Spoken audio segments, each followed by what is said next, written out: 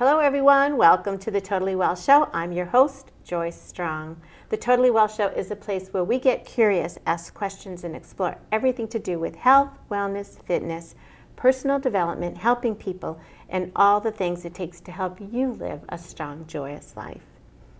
My guest today is Ann Poirier. Hi, Ann. Hi, Joyce. Very nice to be here. Thank you for having me. It's really nice to have you. And Ann, we talked about this as far as how we're going to title you, is a lifestyle strategist, which I really like because it's holistic sounding. And she is from shapingperspectives with an S.com. And also you can find her on Facebook if you type in Shaping Perspectives. So reach out to Ann, and you're going to learn a lot about her today on her journey. I think that's where I'd love to start. Well, how did you get into changing people's lives and saving lives? Well, it's a long story, and the short version, right, is I grew up as kind of a tomboy, playing sports with an older brother. Where'd you grow up? In Topsfield, Massachusetts, so North Shore area. Yeah. And one of the kids, one of my brother's friends started with a nickname for me at about 10 years old. Yeah. And the nickname was, and I look at it now and go, oh, it's pretty funny. But at the time, it wasn't. And it was called Annie, they called me Annie Fanny Farmer. So my brother and his friends, it was just one of those little childhood nicknames. Yeah. But I took it, I call it the seed, one of the seeds that got planted inside of my head early on, that I did not look the same as the other kids. I was stocky, I was a chubby little baby, as my father describes me. Yeah. So I always was thinking I was fat. And that just started kind of this ball rolling for me. Mm-hmm. And then the doctor, right in that same period of time, when my mother took me to a physical, the doctor told my mom, you better watch what she eats. She's on the high part of the scale. You want to be careful. How old were you then? 11, Yeah. 10, 11. Yeah. So this is kind of that realm, and this is in the 70s. Yeah.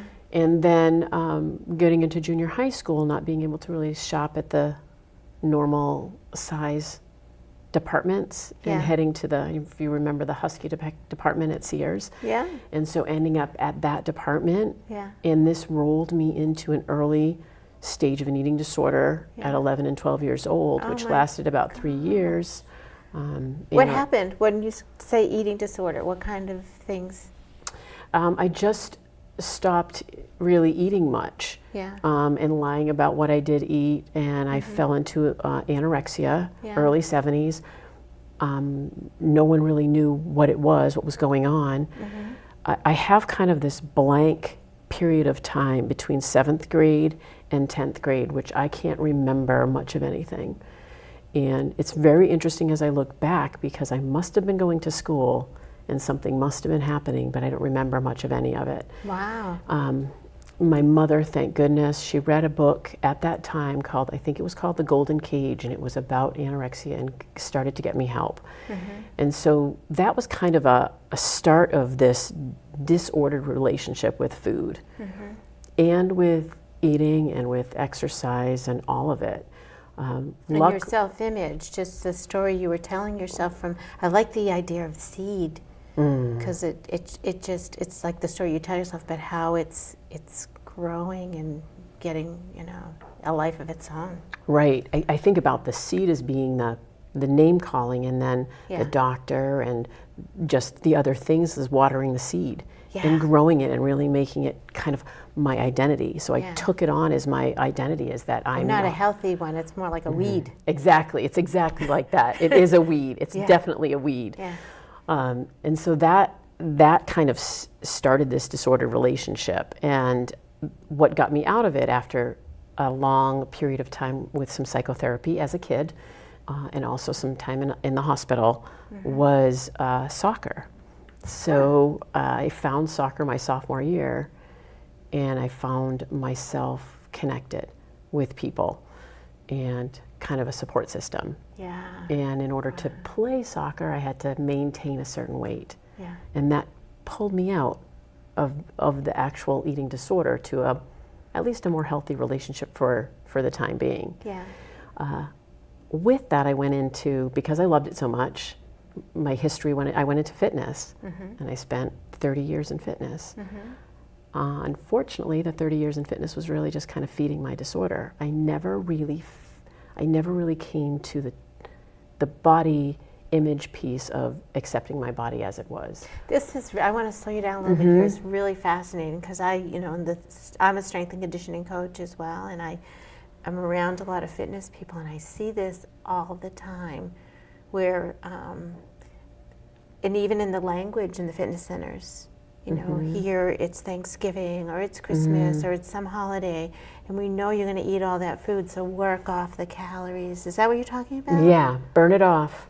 Yeah. I was exercising to eat, yeah. and eating, and whatever I eat, I had to burn off. It was a numbers game, full of numbers. How many calories did I eat? How many calories did I burn off? How many miles do I have to run? What is, that whole, how many classes do I have to teach? Do I have to get back to the gym? All of that, and then the restriction. Yeah. And the overeating due to the restriction, because the body was just saying, hey, please feed me. Yeah. Oh, the body it's going to make you think you're in control, but the body is in control. I say that to people, every cell in your body is listening. Right. It doesn't trust you. That's so true. Yeah. And that trust, not only do you have to start to trust your body, the body has to start to trust you again, especially if you've had a disordered relationship with food and eating, and exercise too, because it can go any direction. Yeah. So that was kind of my whole history with a couple of the pitfalls, of course, were just life. When life happens, a divorce, right? Having kids and that kind of upheaval. It complicates things. Right. And what can I control? I can control my weight. Yeah. I can control how many calories I'm taking in. I can control how much I'm exercising. Yeah, it turns into a distraction. That's fascinating. Where something that we so much want to see people do, and we can distort it or use it as part of, like you say, enabling, or how did you put it? Well, it becomes kind of a numbing. It becomes a way out. Yeah. It becomes a way of controlling just whatever you can control, because life is out of control. Or at least that's what you're feeling on the inside. You're feeling I've referred people to go to, to gyms, and then I'm like, oh, I got to pull them out of there now, because now they're running marathons and they're doing this is excessive stuff and still struggling emotionally. I can tell, Right. I know it's that vicious cycle.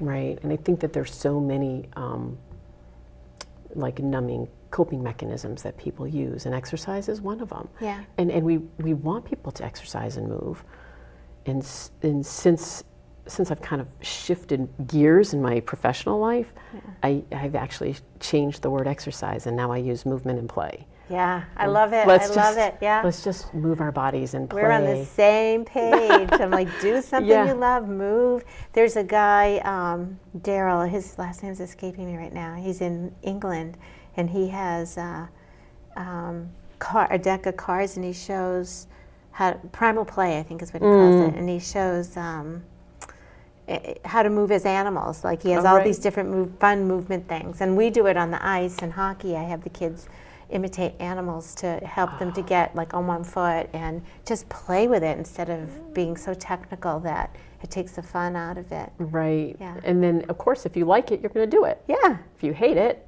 if it makes me laugh, I'm going to do more of it. Exactly. Yeah. So that whole shift of perspective, the shaping perspectives comes from. Now I get the title of your practice, where that comes from. Yeah. Really changing the perspective on everything, on food, on eating, on your body. How did you get to the awareness of being in fitness to take the next step? Like, how did you break through that? That sounds... Well, to be honest, my body broke me through it. My body started to break down, and my knees started to break down. As I was going through the divorce period of time, I started running. Yeah. And started running. Yeah. And started running. And my knee, which I'd had a soccer injury back in college, was just not happy with me. Yeah. And I continued to push until I really couldn't push anymore. Yeah. And I had gone to a doctor to take care of my knee, and they gave me kind of this 4 stages. We can try this, and then if none of those work, we'll do this, which is a knee replacement, total knee replacement. Yeah. So I'm in the hospital room at ready to go in and have my tibia actually broken so they could line up my knee so that I could continue to run. It's called an osteotomy. They were going to, they actually break a bone so that then you can do whatever you want because they're lining the knee up better so you can do whatever. Yeah. And the doctor came in and he said, I just want to let you know before we go in that if the knee's too bad, we're not going to be able to do this. And he turned and walked out, and I knew at that moment, they're not going to be able to do it. I know they're not going to be able to do it. And when I woke up from the operating room, they weren't able to do it. So I knew the next step was a knee replacement. And that's when it was like that punch in the gut. There's got to be a better way. Yeah. This is not working. And what am I going to do? So it was through the knee replacement and the recovery of the knee replacement that I started to journal and write my story and started to just, what else is out there? I'm missing something. Yeah. I'm missing something personally in the inside. Yeah. And I'm abusing on the outside. Mm-hmm. How can I make a change? And that was where my journey kind of started to intuitive eating. Mm-hmm. And I went back to school and went to Plymouth State University, which was my alma mater, and got a certificate in eating disorder, specialist certificate there. Good. So, and that's where the shift started to change. And then I've just continued to grow and evolve and really understand it has nothing to do with weight. Yeah. It really has to do with how we feel about ourselves on the inside. Yeah. And that shift of the journey. Yeah. So that's where I'm doing this, but I landed with one of my instructors from the Eating Disorder Institute. I landed a job at a place called Green Mountain at Fox Run, which is now closed, unfortunately, but it was working with women struggling with weight. And it had most of the approach that I take now. Yeah.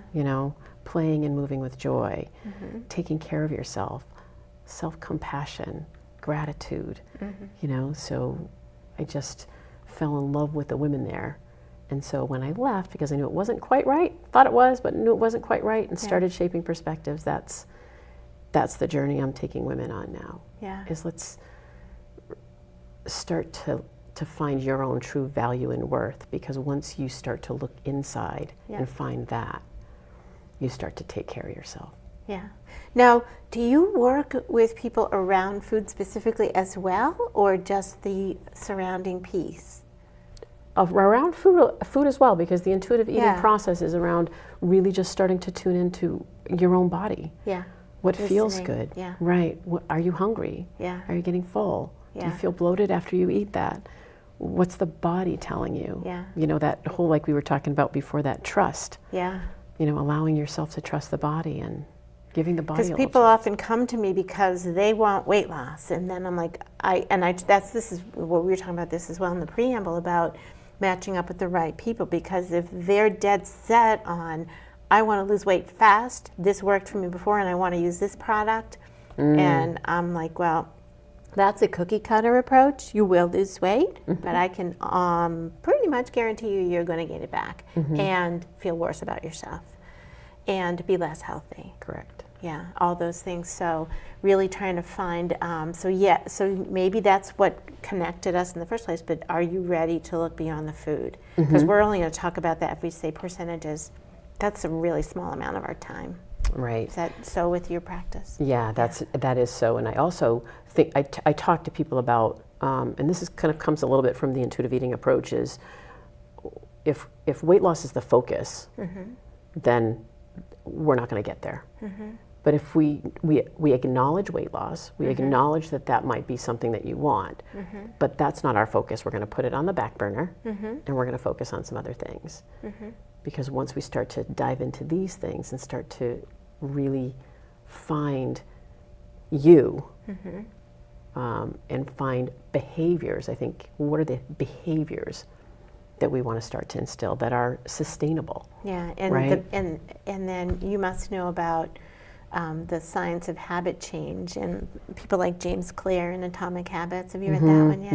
Yeah. And just how, I like that title too because it's like small, the smallest little particle that you can get, but it's part of the big picture. And so there's a little double entendre there, and then being able to help people say something as simple as drinking your water in the morning at whatever, before your coffee, which is one of the things I learned to do. I really want that coffee, but I have to cross that little bump to get to the coffee, which is drink your water, take your supplements, the ones I take. And it worked because after a while it's like brushing your teeth. It's like, okay, check, that little one's done. Yes. And lo and behold, over time, if you just keep knocking off those little habits, right?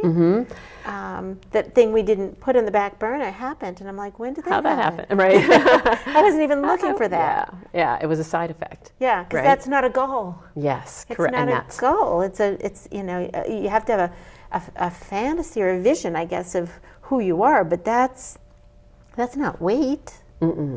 No, it's looking beyond that. Yeah. And I talk about the one thing. What's the one thing? Yeah. Let's do the one, and with I love that the one thing, right? that, The book, The One Thing. But then also on top of that, one of my coaches has talked to me about a habit sandwich, which I love.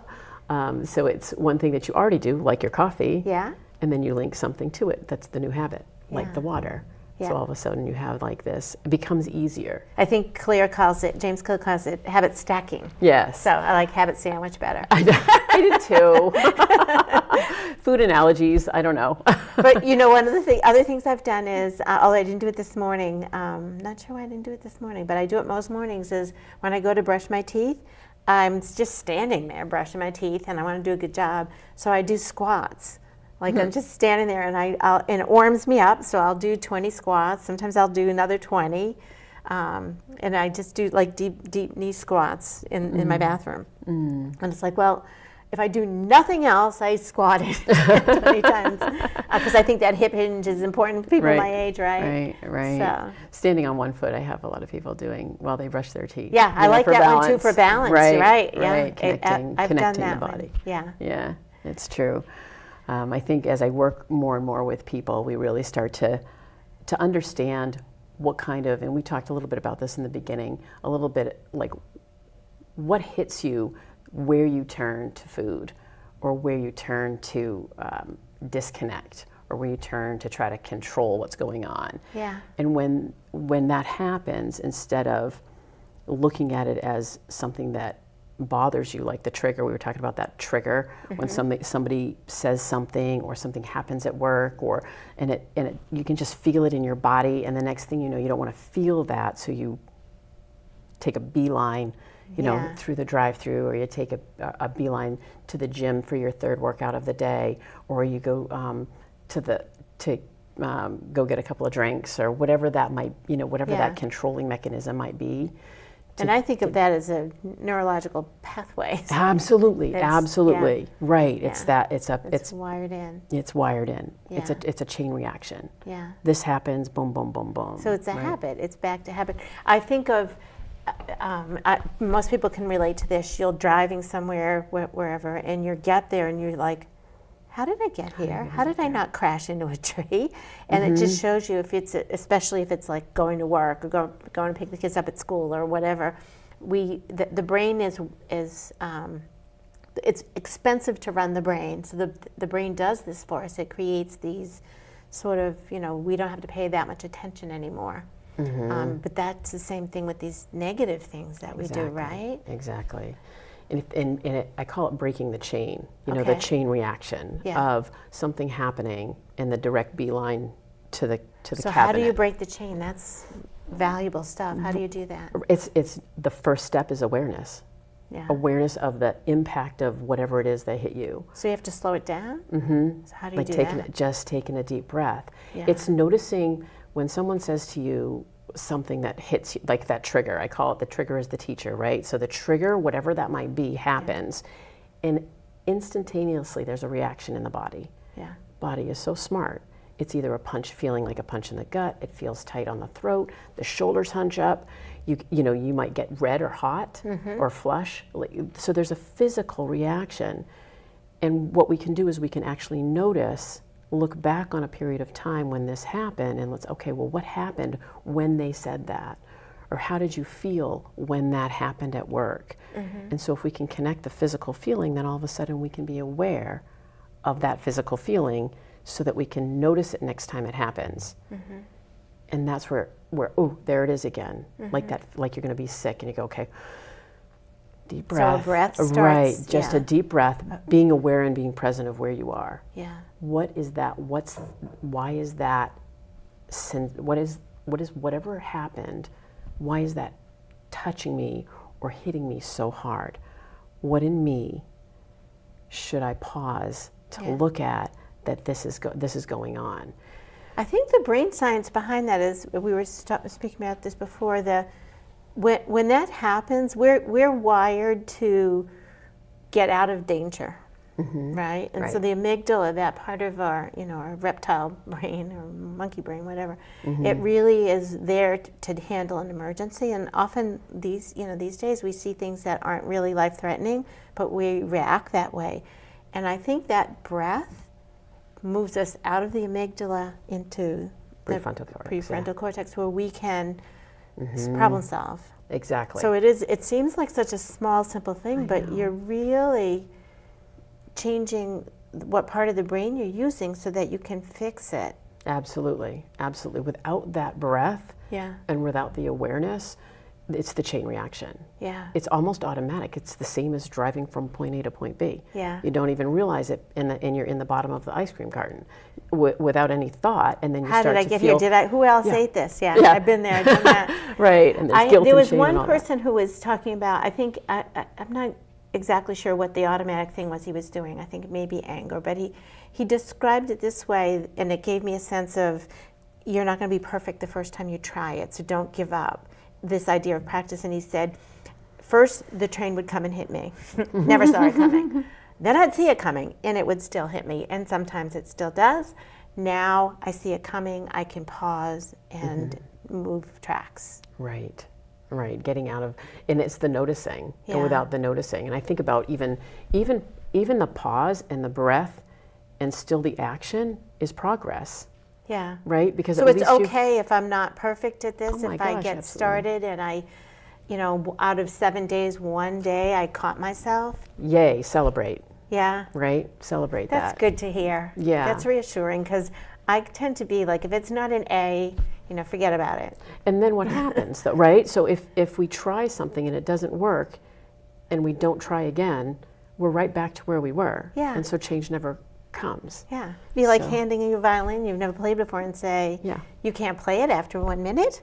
What's wrong with you? That's what we do to ourselves, though, right? Exactly, exactly. Anything that's new takes practice. Yeah. And the more that we practice it, the better we get. Yeah. That confidence competence loop, right? We get more confident at it, then we get more competent at it, and then we get better, and we get better. And then the next thing you know, out of 10 episodes, maybe only one time you head to the fridge. Yeah. But the first 10 times, you might only do one, and that's progress. That's progress. Yeah, yeah. Celebrating that progress, because that's, look at me. And some of my clients will say that, you know what I did this week? Yeah. And so proud. And I ask my clients to do that, to text me with their successes and things. I said, because no one else really cares if you ate broccoli, but I do. And, and I get the significance of whatever the thing is that you did. Right. So I'm so happy that you do that. Yeah, that pause. I want to make sure we have enough time to, you've talked about intuitive eating, and maybe just define that a little bit more clearly for our listeners. Okay, intuitive eating is, like I said, it's really tuning into the body, and it's, some of the principles include honoring your hunger and your fullness, so really beginning to be in touch with that. Yeah. It's making peace with food. Yeah. Making food unconditional. Yeah. It's not good or bad. Yeah. Because as soon as we label so you're it. languaging. Yeah. Absolutely. As soon as we start to label good and bad, then we're either good when we eat a good food or bad when we're eating a bad food. We tie it to our character. Absolutely. Yeah. And then if we're eating a bad food, there's guilt and shame, which is going to draw us down into that, back into that numbing, looking for, and the self-talk that goes along with that, and the beating ourselves up and all of that. So that's kind of tied into that a little bit as well. Yeah. It also talks about body acceptance and honoring our body, and starting to treat our body with some respect. And our value? Absolutely. It's tied, in this society today, everything is tied so much to the way people look. Yeah. You know, the physical, the biases on the physical stature and how people look. And that's not who we are. It's such a tiny little piece of who we really are. We're so much more than that. And if we can start to understand and really value ourselves and value those wonderful traits and qualities that we all are given that are different, it doesn't matter what our bodies look like. This is a vessel. Like, this body's just a vessel that we're traveling through. It's so fascinating. There's a TEDx talk with Heather Monahan on Me Too, but it wasn't the Me Too that has been popular. It was Me Too related to Mean Girls. And she got into this, she called it something else, 5 steps, but it was really rewriting her script. So how she really was attracting these situations to herself, or not getting out of them when somebody was being mean to her, abusive to her in a work situation. But it just sounds like almost the same thing. It wasn't about, she looks beautiful, it wasn't about how she looked, but it was how she felt about herself and being able to change how she saw herself and her value, and then do that self-talk. She did it like it was like we would say, go to the gym every day, or it was part of her routine, is she had to do this self-talk steps all day, every day, as part of her routine until it became her. Right, absolutely, because our self-talk, like you were talking about, the neuroplasticity of our brain, our self-talk tapes are just so ingrained. And I think about them as a pathway in the grass, and there's all this grass growing up, you know, because I connected to the weeds, right? Yeah. We've been talking the same thing rut. over.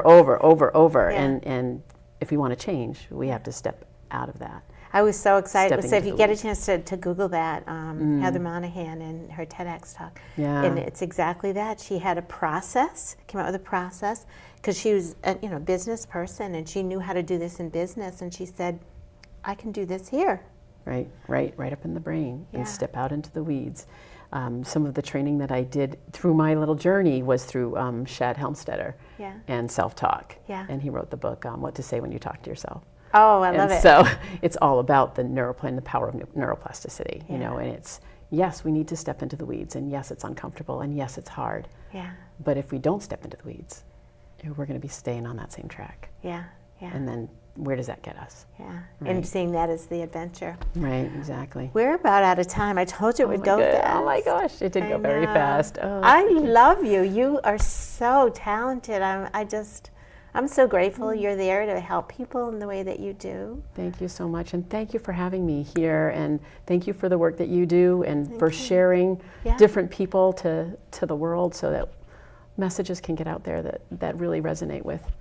Yeah, we'll help more people together, and so that's why I love having guests like you, and especially when you resonate so closely with me, and seeing your journey, and they're different, but they're similar, and that just gives me more confidence in what I do, because hearing, whoa, how did she come up with the same answers and the same solutions, and see the same results, and it's got to be true, it's got to be real. So true, so true. Yeah. Thank you very much.